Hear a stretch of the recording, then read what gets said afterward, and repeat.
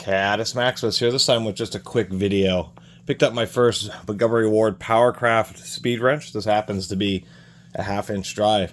Been doing a bunch of videos updating my speed wrenches, and lo and behold, found another 1/2-incher. They seem to be the most common. Montgomery Ward's Powr-Kraft tools actually came out in the 1930s. I think it was like 50s or 60s when they came out with hand tools, and they were made by like Eastco and Destro and a few other companies. This one definitely seems pretty nice, and as with all slight differences and tools that all seem to be real basic and the same, such as a speed wrench, we can see that they have kind of an interesting or really small nub, really rounded, kind of a straight collar.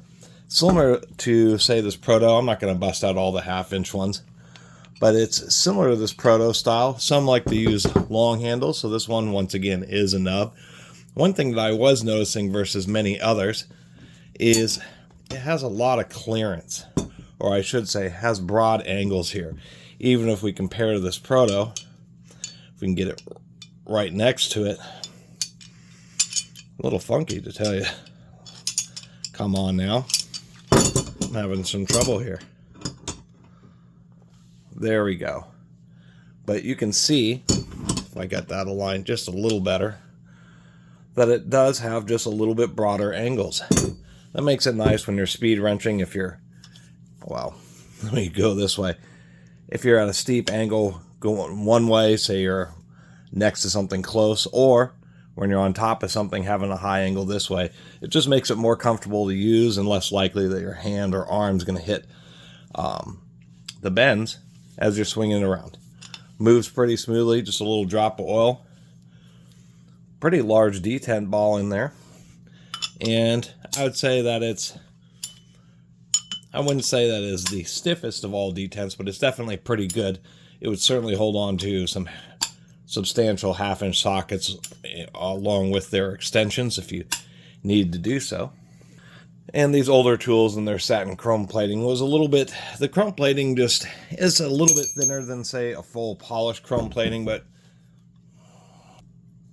always kind of like the old satin finish. We can even, if we look closely here, we can see a little nub there and there, evidence that the square has actually been forged in the end of this bar. Not a bad tool.